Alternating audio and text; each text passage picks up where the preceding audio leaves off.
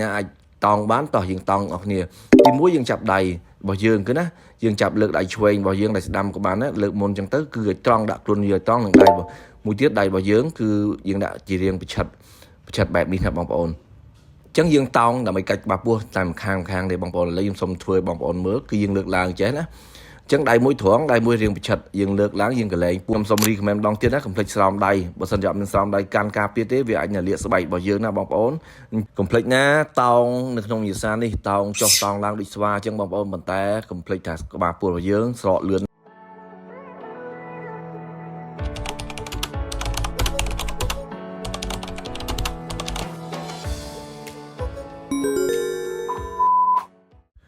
ជំរាបសួរបងប្អូនទាំងអស់គ្នាវិលមកកាន់ page ហាត់ប្រាណនៅផ្ទះជាមួយខ្ញុំបានម្ដងទៀតហើយ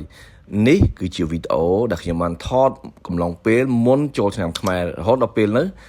និយាយជាប់មាត់រហូតដល់ពេលនេះគឺវាមានរយៈពេលប្រហែលជាង20ថ្ងៃដែលខ្ញុំបានទៅ record សម្លេងប៉ុន្តែខ្ញុំបានកាត់វីដេអូនេះរួចរាល់ហើយអញ្ចឹងរៀងរវល់បន្តិចបងប្អូនមួយរយៈនេះរៀងរវល់គឺមានការងារធ្វើច្រើននេះបន្តិចនោះបន្តិចអញ្ចឹងខកខានវីដេអូដែលត្រូវចេញ clip ឲ្យបងប្អូនទស្សនាក្នុងវីដេអូរបស់ខ្ញុំជាបន្តបន្ទាប់អត់បានជាលំដាប់ដោយដូចមុនណាបងប្អូនអញ្ចឹងខ្ញុំខកខានក្នុងការ record វីដេអូមែនក៏ប៉ុន្តែ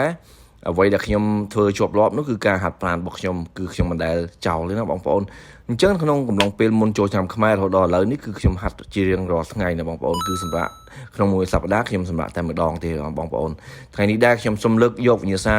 ក្បាលពោះនិងឧបករណ៍ថ្មីរបស់ខ្ញុំដែលទៅចាប់ដើមធ្វើមុនចូលឆ្នាំខ្មែរនេះបងប្អូនអញ្ចឹងតោះថ្ងៃនេះសារឧបករណ៍ថ្មីមួយខ្ញុំបាទក្នុងវិញ្ញាសាសម្រកខ្លាញ់ក្បាលពោះគឺយើងកាច់ក្បាលពោះទាំងអស់គ្នាណាក្នុងវិញ្ញាសានេះដើម្បីឲ្យក្បាលពោះយើងសស្អាតកុំឲ្យវាធំតោះទៅចាប់ដើមអញ្ចឹងនៅក្នុងវិញ្ញាសានេះវាទាមទារយើងមានប្រដាប់តោងឡើងណាបងប្អូនគឺប្រដាប់តោងឡើង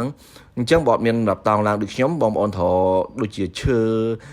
សសររនៀបក្រោមផ្ទះអញ្ចឹងណាបងប្អូនឆ្នៃកន្លែងណាអាចតោងបានតោះយើងតោងអស់គ្នាទីមួយយើងចាប់ដៃរបស់យើងគឺណាយើងចាប់លើកដៃឆ្វេងរបស់យើងដៃស្ដាំក៏បានណាលើកមុនអញ្ចឹងទៅគឺឲ្យត្រង់ដាក់ខ្លួនយើងត្រង់នឹងដៃមួយទៀតដៃរបស់យើងគឺយើងដាក់ជារាងប្រឆិតបែបនេះណាបងប្អូនអញ្ចឹងយើងតោងដើម្បីកាច់ក្បាលពោះតាមខាងនេះបងប្អូនឥឡូវខ្ញុំសុំធ្វើឲ្យបងប្អូនមើលគឺយើងលើកឡើងចេះណាអញ្ចឹងដៃមួយត្រង់ដៃមួយរាងប្រឆិតយើងលើកឡើងយើងកលែងពោះយើងមកឆ្វេងមកស្ដាំមកអញ្ចឹងយើងធ្វើអញ្ចឹងដើម្បីកាច់ក្បាលពោះយើងជំហៀងឆ្វេងនិងជំហៀងស្ដាំឲ្យវាបានស្រកដូចគ្នានេះឥឡូវយើងមកដល់ខាងនេះម្ដងគឺដាក់ដៃខាងឆ្វេងម្ដងឲ្យត្រង់ហើយរួចយើងដាក់ដៃខាងស្ដាំប្រឆិតវិញណាបងប្អូនអញ្ចឹងយើងលើកខ្លួនរបស់យើងឡើងយើងលើកឡើងកាច់ខ្លួនយើងក្បាលពោះបែបនេះណាបងប្អូនគឺកាច់បែបនេះដើម្បីឲ្យខ្លាញ់ក្បាលពោះទាំងសងខាងរបស់យើងស្រកល្អកុំភ្លេចក្នុងវិញ្ញាសាមួយនេះឥឡូវនេះតោះចូលមួយខ្ញុំទាំងអស់គ្នាក្នុងវិញ្ញាសា1 2 3 Let's go តោះនៅក្នុងវិញ្ញាសានេះខ្ញុំតែងតែលេងវាចំនួន10ដងមានតែឆ្វេង10ខាងស្ដាំក៏10ដែរហើយនៅក្នុងម្ដងឆ្វេងហ្នឹងខ្ញុំលេង5ជុំស្ដាំក៏ខ្ញុំលេង5ជុំដែរបងប្អូនគឺទីមួយយើងតោងដៃយើងឲ្យត្រង់ហើយដៃមួយដែលយើងដាក់ប្រឆិតហ្នឹងគឺយើងព្យាយាមនៅពេលដែលយើងលើកជើងយើងទាញដៃដល់ប្រឆិតហ្នឹងគឺយើងទាញប្រើកម្លាំងបន្តិចមកដើម្បីលើកខ្លួនរបស់យើងឡើងដៃត្រង់ហ្នឹងគ្រាន់តែយើងទប់ទេបងប្អូនមានន័យថាដៃដែលយើងដាក់ត្រង់សណ្ដោខ្លួនហ្នឹងគឺគ្រាន់តែទប់ទេ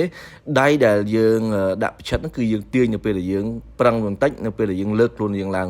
អញ្ចឹងវិញ្ញាសានេះល្អណាស់គឺវាអាចជួយយើងស្រកខ្លាញ់ទាំងសងខាងណាបងប្អូនអញ្ចឹងធ្វើទៅឆ្វេងខាងស្ដាំ10ដូចគ្នាហើយនៅក្នុងម្ដងហ្នឹងយើងលេង5ជុំណាបងប្អូនមានន័យថាខាងឆ្វេង5ជុំមួយជុំមាន10ដងអញ្ចឹងខាងស្ដាំក៏ដូចគ្នាដែរស្រកលឿន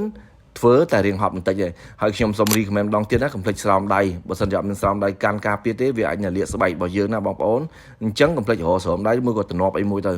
ដើម្បីឲ្យក្បាលពោះនិយាយជាប់ទៀតដើម្បីឲ្យក្បាលពោះរៀបស្មើកុំភ្លេចណាក្នុងវិញ្ញាសាសម្រកខ្លាញ់ក្បាលពោះហើយទឹកក៏ជា